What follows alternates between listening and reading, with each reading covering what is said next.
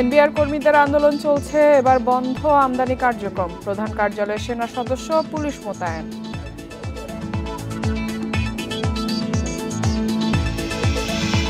পুঁজিবাজার থেকে 2010-11 সালে পাচার 15,000 কোটি টাকা। অচলাবস্থা দূর করতে আলোচনার বিকল্প নেই, মন্তব্য দেবপ্রিয়ের।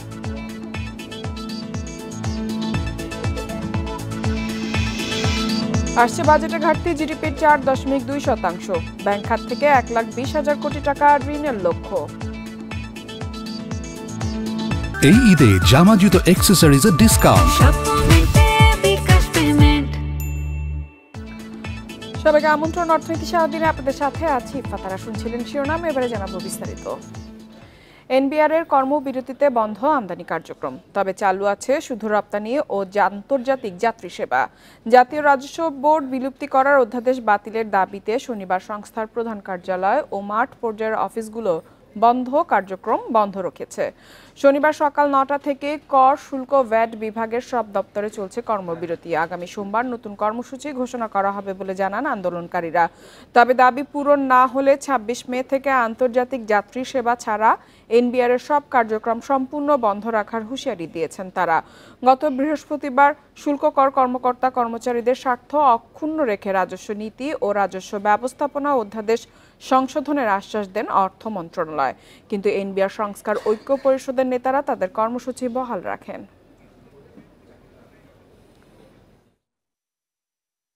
রবিবার কাস্টমস হাউস এবং এনসি স্টেশন সমূহ ব্যতীত আয়কর, কাস্টমস ও ভ্যাট বিভাগের সকল দপ্তরে পূর্ণাঙ্গ কর্মবিরতি চলবে।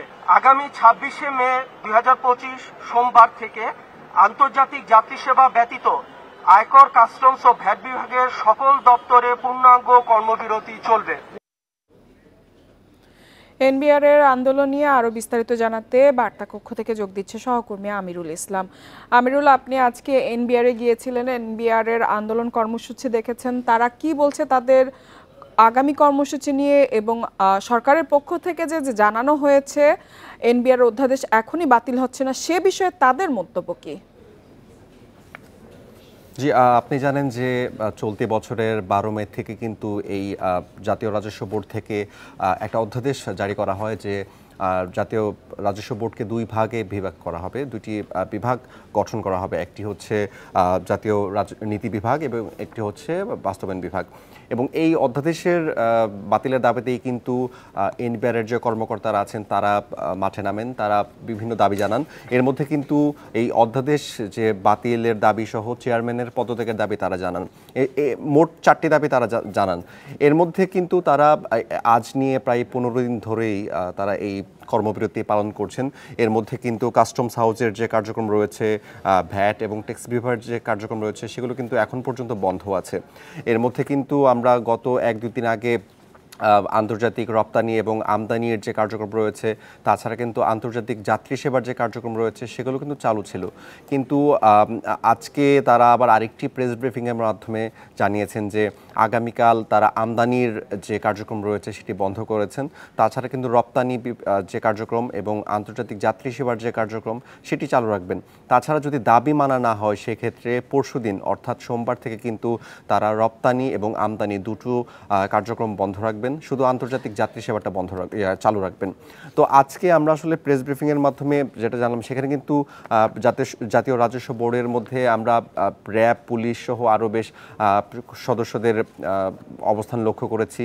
আমরা কর্মকর্তাদের কাছে জানতে চেয়েছিলাম যে এর পেছনে আসলে কারণ কি। তারা বললেন যে তারা আসলে জাতীয় রাজস্ব বোর্ডের ভেতরে প্রেস ব্রিফিংটি করতে চেয়েছিল এবং এটার বাধা দেওয়ার জন্যই আসলে পুলিশ, র্যাব এবং বিজিবির সদস্য দলরা তারা এখানে উপস্থিত হয়েছেন। তবে তারা এটা বলছেন যদি দাবি আগামীতে মানা না হয় তারা এই কর্মবিরতি অব্যাহত রাখবেন। আর তাছাড়া আপনি জানেন যে গত চলতি মাসের 20 তারিখে অর্থ উপদেষ্টা থেকে একটি প্রজ্ঞাপন জারি করা হয়, যেখানে বলা হয় যে এই দাবিগুলো মানা হবে। কিন্তু আমরা কর্মকর্তাদের সাথে কথা বলেছি, তারা তারা বলছেন যে এই দাবিগুলো মানা নিয়ে আসলে সুস্পষ্ট এবং সুনির্দিষ্ট কোনো দিক নির্দেশনা দেওয়া হয়নি এই প্রজ্ঞাপনের মাধ্যমে, যে কারণে তারা আজকে আবার প্রেস ব্রিফিং করেছেন। তাছাড়া যদি দাবি মানা না হয় তারা আগামীকাল একটি প্রেস ব্রিফিংয়ের কথা বলেছেন, সেটা পালন করবেন। তাছাড়া যতদিন না পর্যন্ত এই কর্মবিরতি চালানো হবে বা যতদিন পর্যন্ত দাবি মানা না হবে তারা এই কর্মবিরতি পালন করবেন। আমিরুল, আমরা জানি যে গত বৃহস্পতিবার কিন্তু অর্থ মন্ত্রণালয় থেকে একটি বিজ্ঞপ্তিতে জানানো হয়েছে এখনই এনবিআর বিলুপ্তি হচ্ছে না, সে বিষয়ে তাদের মন্তব্য কি? না, তারা এখন আসলে এনবিআরের যে বিলুপ্তির কথা বলছেন আপনি, এনবিআরের বিলুপ্তির থেকে তারা আসলে এখন সরে এসে তাদের যে 4টি দাবি আছে সেই দাবি পূরণের কথা এখন তারা বলছেন। যেমন আমি শুরুতেই বলেছি যে এনবিআরের যে চেয়ারম্যান তার পদত্যাগ সহ অধ্যাদেশ জারির যে ব্যাপার, সেই এই যে 4টি দাবি একদম পূর্ণাঙ্গ বাতিলের দাবিটা আসলে তারা প্রজ্ঞাপন হিসেবে চাচ্ছেন। তাই তারা আসলে যেটা বলছেন যে তারা এখনও বিলুপ্তির কথা তারা বলছেন না, কিন্তু সেই বিষয়ে কিন্তু কোনো প্রজ্ঞাপন বা কোনো কিছু জারি করা হয়নি অর্থ উপদেষ্টা বা অর্থ মন্ত্রণালয় থেকে। সেই জন্য তারা এখন পর্যন্ত এই কর্মবিরতিতে বহাল রয়েছেন যে পূর্ণাঙ্গ যদি দাবি মানা না হয়, পরিপূর্ণভাবে যদি দাবি মানা না হয়, সেক্ষেত্রে তারা এই কর্মবিরতি অব্যাহত রাখবেন। এনবিআর এর আন্দোলনের বিষয়ে বিস্তারিত জানাচ্ছিলেন সহকর্মী আমিরুল ইসলাম। চলে যাচ্ছি পরবর্তী সংবাদে। বিদেশে বাংলাদেশিদের অবৈধ সম্পদ জব্দের চেষ্টা করা হচ্ছে বলে জানিয়েছেন বাংলাদেশ ব্যাংকের গভর্নর আহসান এইচ মনসুর। বলেন এরই মধ্যে ইতিবাচক সাড়া দিয়েছে যুক্তরাজ্য। এ সময় পাচার হওয়া টাকাও দ্রুত ফিরিয়ে আনার আশা প্রকাশ করেন তিনি। সকালে রাজধানীতে ক্ষুদ্র ঋণ নিয়ে এক অনুষ্ঠানে এসব কথা বলেন গভর্নর। দেশে ক্ষুদ্র উদ্যোক্তাদের অর্থের চাহিদা প্রায় 60 লাখ কোটি টাকা। তার একটি অংশের যোগান দেয় পল্লী কর্মসহায়ক ফাউন্ডেশন PKSF। সংস্থাটির নতুন একটি স্কিমের উদ্বোধন করেন বাংলাদেশ ব্যাংকের গভর্নর। পরে সাংবাদিকদের তিনি জানান, বিদেশে পাচার হওয়া টাকা ও অবৈধ সম্পদ জব্দে বেশ কয়েকটি দেশের সঙ্গে কাজ চলছে। ওই সম্পদের মালিকানা যেন হস্তান্তর না হয় সেই চেষ্টাও চলছে। অনেক প্রতিষ্ঠান আছে, ব্যক্তি আছে যাদের অ্যাসেট লন্ডনে আছে, আমেরিকা ইউকেতে আছে, ছড়িয়ে ছিটিয়ে, সেগুলোকে চিহ্নিত করে সেগুলোকে ফ্রিজ করতে পারলে আমরা খুশি হব। এখন যেটা হচ্ছে যে তারা এই সম্পদগুলো বিক্রি করতে পারবে না আনটিল দ্য লিগ্যাল প্রসেসটা কমপ্লিট হয়। কাজে আমরা লিগ্যাল প্রসেসটা শুরু করব এটার পরবর্তী ধাপে। এ সময় ক্ষুদ্র ঋণ প্রসঙ্গে গভর্নর বলেন, ব্যাংকের চেয়ে ক্ষুদ্র ঋণ প্রতিষ্ঠানগুলোর সুদের হার অনেক বেশি, ফলে প্রতিযোগিতায় টিকে থাকা কঠিন। বাজারে যদি এক পক্ষ যদি 14-15% দেয়, আরেক পক্ষ যদি সেই একই বাজারে 26% চায় বা 24% চায়, এটা তো হয় না মানে ইন দ্য সেন্স কোনো অসুবিধা নেই, আমাদের দিক থেকে কোনো অসুবিধা নেই, মার্কেট উইল নট সাপোর্ট ইট।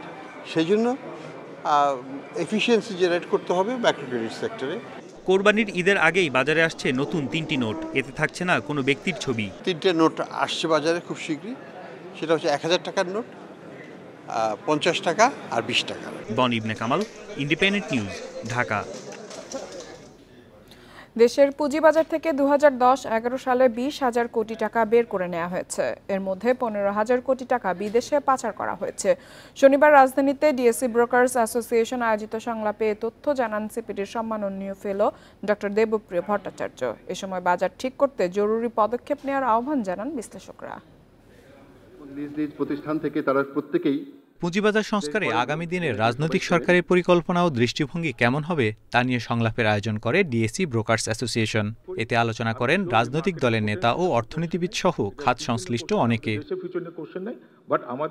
বিএনপির স্থায়ী কমিটির সদস্য আমির খসরু মাহমুদ চৌধুরী বলেন, আগামীতে বিনিয়োগ নিশ্চিত করতে হলে পুঁজিবাজারকে পুনরুজ্জীবিত করতে হবে। এ সময় পুঁজিবাজারে স্বচ্ছতা আনার উপরও জোর দেন তিনি। বাংলাদেশকে যদি সামনের দিকে এগিয়ে যেতে হয়, আমাকে যখন কেউ জিজ্ঞেস করে, আমি বলি number 1 is investment, number 2 is investment, number 3 is investment. এর বাইরে কিছু নাই। কিন্তু এই দেশটাকে সামনের দিকে এগিয়ে নিয়ে যেতে হলে আমাদের ইনভেস্টমেন্টে ফোকাস থাকতে হবে। অর্থনীতিবিদ দেবপ্রিয় ভট্টাচার্য বলেন, পুঁজিবাজারের দুরবস্থা ভালো হওয়ার লক্ষণ নেই। এলডিসি উত্তরণের জন্য পুঁজিবাজারকে উন্নয়নের হাতিয়ার হিসেবে দাঁড় করানোর পরামর্শ দেন তিনি। রাজনৈতিকভাবে সম্পর্কিত সিন্ডিকেটরা কাজ করেছিল, প্রভাবশালী রাজনৈতিক ব্যক্তিত্বরা এইটাকে প্রভাবিত করেছে, এবং এইটার ফলে আমাদের কিভাবে প্রায় আরও এই হাজার 20,000 কোটি টাকা এইখান থেকে গেছে। এ সময় দেবপ্রিয় বলেন, রাজনৈতিক প্রভাবের কারণে 1996 ও 2010 সালের কেলেঙ্কারির ঘটনা ঘটেছে। কারসাজিকারীদের শাস্তি না দেওয়ায় পুঁজিবাজারের সমস্যার সমাধান হচ্ছে না। টোটকা ওষুধ দিয়ে পুঁজিবাজারকে ঠিক করা যাবে না বলেও মনে করেন তিনি। সকলের অংশগ্রহণের ভিত্তিতে একটা প্যাকেজ দাঁড় করানো খুবই গুরুত্বপূর্ণ হয়ে দাঁড়িয়েছে এবং সেই প্যাকেজের সাথে নিঃসন্দেহে ব্যাংকিং খাত, অন্যান্য আমাদের যে কর ব্যবস্থা, এগুলির সম্পর্ক আছে। আগামী দিনে কদিন পরে বাজেট আসছে, আমি দেখতে চাই সেই বাজেটে পূর্ণাঙ্গভাবে এই প্যাকেজটি যেন সঠিকভাবে প্রতিফলিত হয়। অনুষ্ঠানে পুঁজিবাজার সংস্কারে অংশীজনদের সাথে আলোচনায় জোর দেন বক্তারা। সিদ্ধান্ত নেওয়ার পর তা বাস্তবায়নে শক্তিশালী নিয়ন্ত্রক সংস্থার কথাও বলেন তারা। আমার মনে হয় আপনাদের মাথা নাড়া দেখে আমি। Tareq Hossain, Independent News, Dhaka. দেশের আর্থিক খাতে কোনো রোডম্যাপ নেই, সবার চিন্তা শুধু নির্বাচনের রোডম্যাপ নিয়ে, এমন মন্তব্য করেছেন প্রধান উপদেষ্টার আন্তর্জাতিক বিষয়ক সংক্রান্ত বিশেষ দূত লুৎফে সিদ্দিকী। শনিবার রাজধানীর মতিঝিলে ঢাকা চেম্বার আয়োজিত এক সেমিনারে তিনি আরও বলেন, জিএসপি নিয়ে দেশ মামলা লড়ছে, তা নিয়ে কারো মাথা ব্যথা নেই। এ সময় এলডিসি উত্তর নির্ধারিত সময় হবে বলেও জানান তিনি। স্বল্প উন্নত দেশের তালিকা থেকে উত্তরণে বেসরকারি খাত কতটুকু প্রস্তুত, কি করণীয় তা নিয়ে ঢাকা চেম্বারের এ সেমিনার। এতে নিজেদের মতামত তুলে ধরেন ব্যবসায়ীরা। ব্যবসায়ীদের দাবি, সরকারি প্রতিষ্ঠানগুলোর মধ্যে সমন্বয় না থাকায় অনেক সমস্যায় পড়তে হচ্ছে। রপ্তানি বাণিজ্যে ভালো করতে পণ্যের বৈচিত্র্যকরণে জোর দেন তারা। আপনি এলডিসি থেকে বেরিয়ে যাচ্ছেন, এটা একটা চ্যালেঞ্জ। আরেকটা হচ্ছে আপনার এই মার্কেটটাকে আপনি কিভাবে সাজাবেন বা এক্সপোর্ট কিভাবে সাজাবেন বা ইন্টারন্যাশনাল আসপেক্টে কিভাবে কাজ সাজাবেন। এই ধরনের এফর্ট নিয়ে আমাদের কাজ করতে হবে, খুব ফোকাস ভাবে কাজ করতে হবে প্রোডাক্ট ডাইভার্সিফিকেশনের ব্যাপারে, শুধু কথা বললে হবে না। এলডিসি উত্তরণের আগেই সময় উপযোগী বাণিজ্য নীতি জরুরি বলে মত দেন অর্থনীতিবিদরা। পরামর্শ দেন খাতভিত্তিক আলাদা পরিকল্পনার। শুধুমাত্র ট্যারিফ রিফর্ম করলে হবে না, ওভারঅল রিফর্ম, ট্যাক্সেশন রিফর্মের জায়গা থেকে জিনিসটাকে চিন্তা করে আনতে হবে। মডার্নাইজিং import policy, enhance tariff trade facilitation, শুধুমাত্র আমি ট্যারিফ লিবারালাইজ করলাম কিন্তু আমি ট্রেড ফ্যাসিলিটেশন ইমপ্রুভ করলাম না, তাতেও কিন্তু আমার এটার লাভটা আমরা পাবো না। প্রধান উপদেষ্টার আন্তর্জাতিক বিষয়ক বিশেষ দূত লুৎফে সিদ্দিকী বলেন, দেশের বাণিজ্যিক উন্নয়নে সবার সহযোগিতা দরকার হলেও আলোচনা হচ্ছে শুধু রাজনৈতিক বিষয়ের ওপর। কালচার অফ রোডম্যাপ, শুধু একটা রোডম্যাপ আমি দেখছি এখন, ওইটা হচ্ছে ইলেকশন হবে ডিসেম্বর থেকে জুনের মধ্যে। And that's the most specific roadmap we have in anything in the country. আর ওইটা নিয়ে এখন চিল্লাচিল্লি হচ্ছে যে রোডম্যাপটা আরেকটু টাইট করে। কোথায় রোডম্যাপ আছে আমাদের, কোন সেক্টরে? I have no idea, but we need to introduce a culture of roadmap next few weeks. রপ্তানি বাণিজ্যে ভালো করতে জ্বালানির নিরাপত্তা ও ব্যাংক খাতে স্থিতিশীলতা নিশ্চিতের আহ্বানও উঠে আসে সেমিনারে। বলার জন্য একটা zoom. Shahid Ahmed, independent News, Dhaka. এবার থাকছে আসন্ন বাজেট নিয়ে বিশেষ প্রতিবেদন।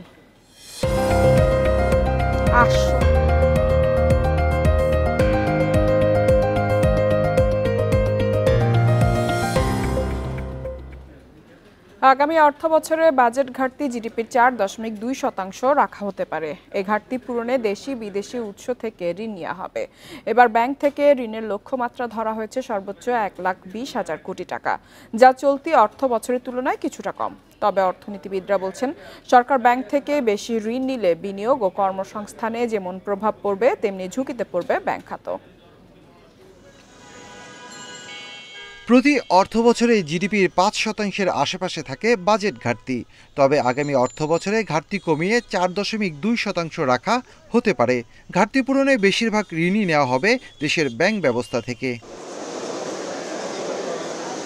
আগামী অর্থবছরে মোট ঋণের মধ্যে নিট বিদেশি ঋণের লক্ষ্যমাত্রা কিছুটা বাড়িয়ে ধরা হচ্ছে 1,10,000 কোটি টাকা। বাকি 1,30,000 থেকে 40,000 কোটি টাকা হতে পারে দেশি ঋণ। এর মধ্যে ব্যাংক থেকে ঋণের লক্ষ্যমাত্রা ধরা হচ্ছে সর্বোচ্চ 1,20,000 কোটি টাকা। উন্নয়ন প্রকল্প করতে গিয়ে তারা খুব বেশি ঋণ ব্যাংকিং সেক্টর থেকে নেবে না, কারণ কিছু কিছু ব্যাংকের তো লিকুইডিটি ক্রাইসিস আছে। অর্থাৎ সেখানে যদি সরকার যদি আবার তাদের পূর্বের বছরের তুলনায় অধিক পরিমাণে ঋণ নিতে থাকে, তবে প্রাইভেট সেক্টরে আবার ঋণ প্রাপ্তির সুযোগটা স্কুইজ হয়ে আসবে। চলতি অর্থবছরে সঞ্চয়পত্র বিক্রি থেকে 15,000 কোটি টাকা সংগ্রহের লক্ষ্যমাত্রা থাকলেও আগামী অর্থবছরে তা বাড়িয়ে 20,000 কোটি টাকা করা হচ্ছে।